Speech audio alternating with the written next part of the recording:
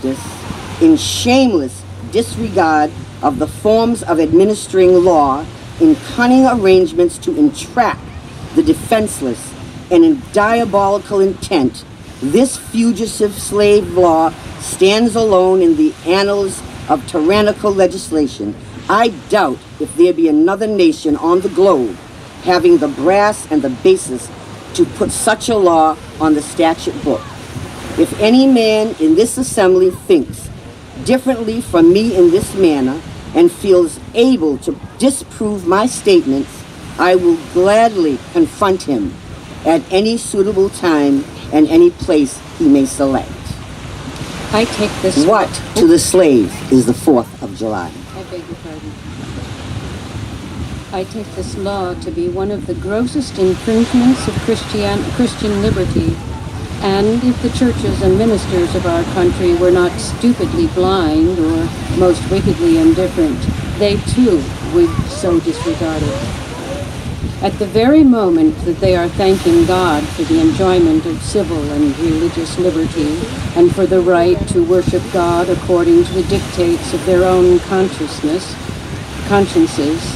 they are utterly silent in respect to a law which robs religion of its chief significance and makes it utterly worthless to a world lying in wickedness.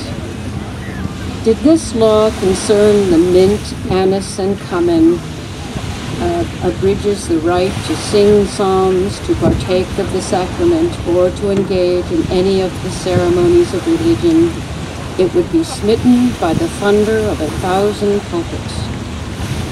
A general shout would go up for the churches, demanding repeal, instant repeal.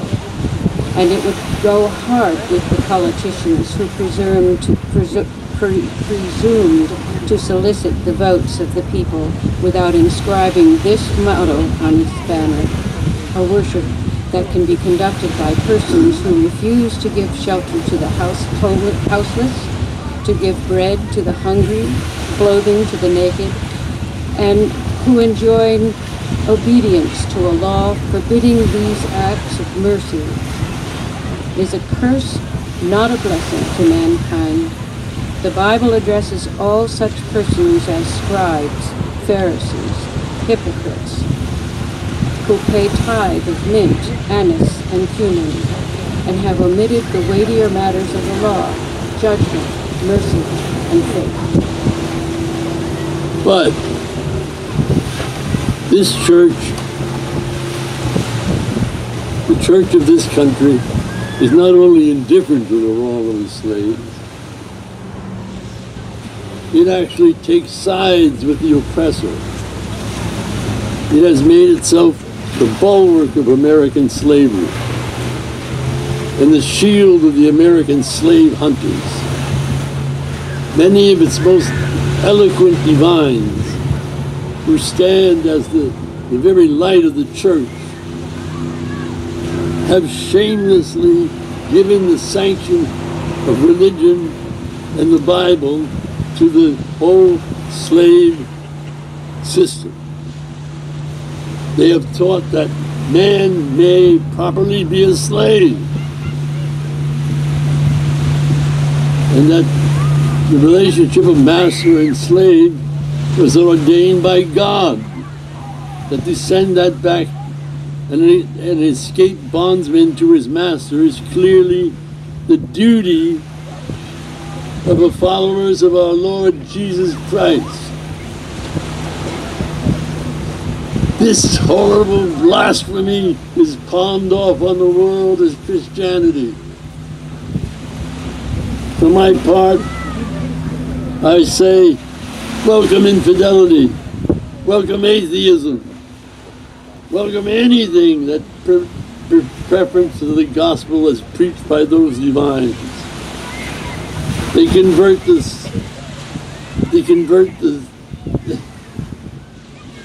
the very name of religion into the engine of tyranny and barbarous cruelty, and serve to confirm more infidels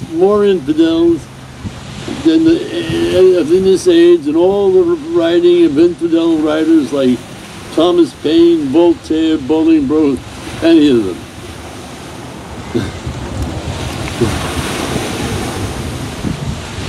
These ministers make religion a cold and flinty-hearted thing, having neither the principles of right action nor the bowels of compassion. They strip the love of God of its beauty and leave the throne of religion a huge, horrible, repulsive form. It is the religion for the oppressor, tyrants, man-stealers, the thugs. In the language of Isaiah, the American church might well be addressed. This is the language of Isaiah, not Frederick Douglass now. Bring no more vain oblations. Incense is an abomination to me. The new moon's a Sabbath. The calling of assemblies, I cannot away with it. It's iniquity.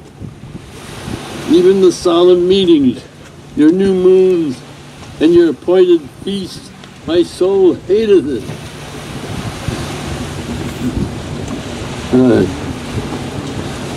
I am weary to bear them, and when you spread your hands out to me, I hide mine eyes from you, because your hands are full of blood. Cease to do evil. Learn to do well. Seek judgment. Relieve the oppressed. Judge for the fatherless. Plead for the widow. My spirit wearies of such blasphemy, and how such men can be supported as the standing types and representatives of Jesus Christ is a mystery which I leave others to penetrate. In speaking of the American church, however, let it be distinctly understood that I mean the great mass of the religious organizations of our lands. There are exceptions, and I thank God that there are. Americans, your Republican politics, not less than your Republican religion, are flagrantly inconsistent. You hurl your anathemas at the crowned-headed tyrants of Russia and Austria and pride yourself on your democratic institutions, while you yourselves consent to be the mere tools and bodyguards of the tyrants of Virginia and Carolina. You invite to your shores fugitives of oppression from abroad, honor them with banquets, greet them with ovations, cheer them, toast them, salute them, protect them, and pour out your money to them like water. But the fugitives from your own land you advertise, hunt, arrest, shoot, and kill. You glory in your refinement and your universal education, yet you maintain a system as barbarous and dreadful as ever stained the character of a nation. A system begun in avarice, supported in pride, and perpetuated in cruelty.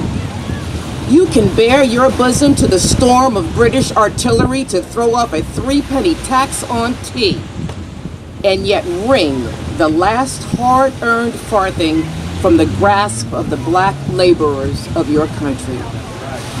You profess to believe that, of one blood, God made all nations of men to dwell on the face of all the earth, and have commanded all men, everywhere, to love one another. Yet you notoriously hate, and glory in your hatred, all men whose skins are not colored like your own.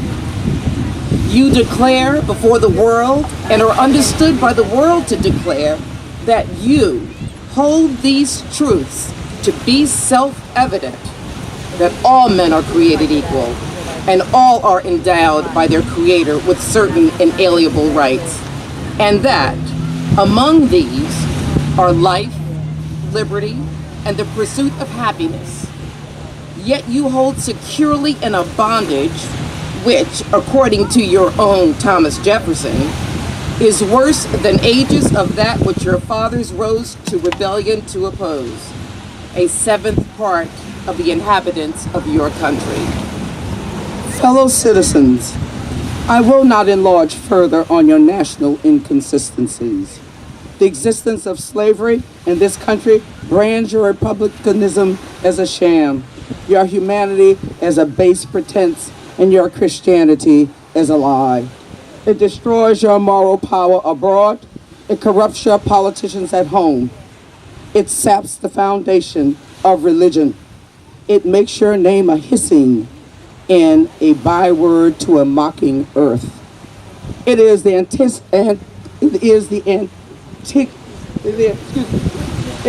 antagonistic force in your government, the only thing that seriously disturbs and endangers your union. It fetters your progress. It is the enemy of improvement, the deadly force of education. It fosters pride. It breeds insolence. It promotes vice. It shelters crime. It is a curse to the earth that supports it. And yet, you cling to it as if it were the sheet anchor of all your hopes. Oh, be warned, be warned. A horrible reptile is coiled up in your nation's bosom. The venomous creature is nursing at the tender breasts of your youthful republic. For the love of God, tear away and fling from you the hideous monster, and let the weight of 20 millions crush and destroy it forever. Allow me to say in conclusion, notwithstanding the dark picture I have this day presented to the state of the nation, I do not despair of this country. The arm of the Lord is not shortened, and the doom of slavery is certain. I therefore leave off where I began, with hope, while drawing encouragement from the Declaration of Independence, the great principles it contains, and the genius of American institutions.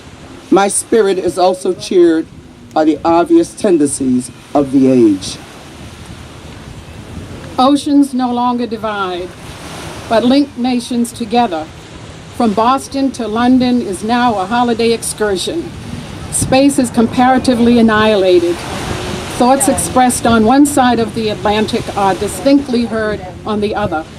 The far-off and almost fabulous Pacific rolls in grandeur at our feet. The celestial empire, the mystery of the ages, is being solved. The fiat of the Almighty, let there be light, has not yet spent its force. No abuse, no outrage, whether in taste, sport, or avarice, can now hide itself from the all-pervading light. The iron shoe and crippled foot of China must be seen in contrast with nature. Africa must rise and put on her yet unwoven garment. Ethiopia shall stretch out her hand unto God. In the fervent aspirations of William Lloyd Garrison, I say, let every heart join in and saying, all together, read, Godspeed, the year of Jubilee, the wide whale o'er.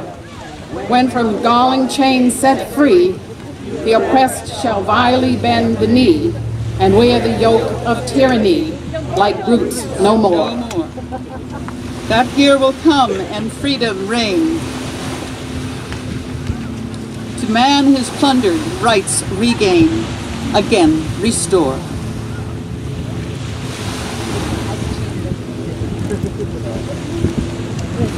Godspeed the day when human blood shall cease to flow, in every clime be understood the claims of human brotherhood. And each return for evil good, not blow for blow. That day will come, all feuds to end, and change into a faithful friend each foe. Godspeed the hour, this glorious hour, when none on earth shall exercise alone their power.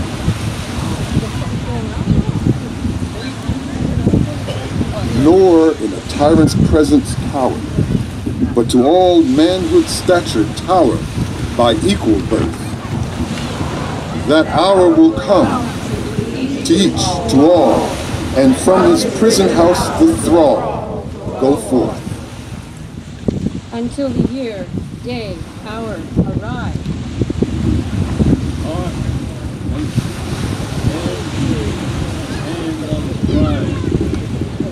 To break the rod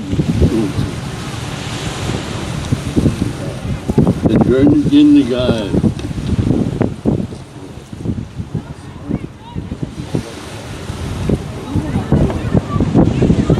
The spoiler of his prey deprive altogether. So witness heaven, and never from my chosen post, where'er the peril or the cost be driven. Can we get a hand for all the readers? They just saw this today. They should get some extra love. Thank you, and thank you all. Give a hand for yourself for doing such a good job. This is a project of Renaissance House. Where's Abby? I'm here. Have a wonderful day. Right there with water. Thank you all for coming. And please don't litter. You can give me back the sheets if you don't want to keep them. And if you want a copy of the full